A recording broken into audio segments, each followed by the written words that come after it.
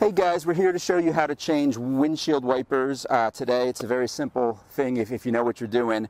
If you go to your local mechanic, they'll probably charge you $20 or $25 to do this kind of job. But you can get these windshield wipers for $5 or $6 or $7 a piece and then just do it yourself. So it's a good savings. The first thing to do is to lift the arm of the windshield wiper up like that. They're meant to bend, obviously, like that. Then you angle the actual wiper. There's a little pin here that you have to depress, and then you press that pin and you push down. So then you get your new blade here, and it's so easy to put it on.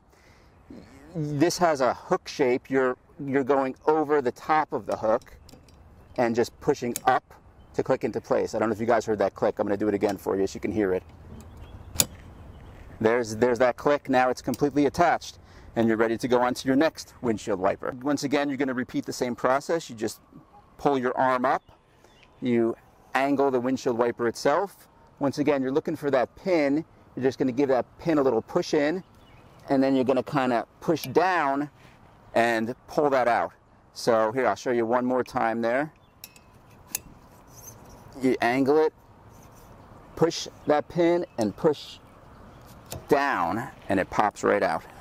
Now that you have your other new windshield wiper, you bring it here. Once again, this is kind of a hook, and really you're going to put it over the top of the hook and it clicks into place.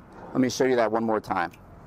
Bring it here, put it over the top of the hook there, and pull up, and it clicks right into place. And you have now changed your windshield wipers. Always a good idea to turn your car on, just give it a quick test, but it's a really easy process and it can save you some money.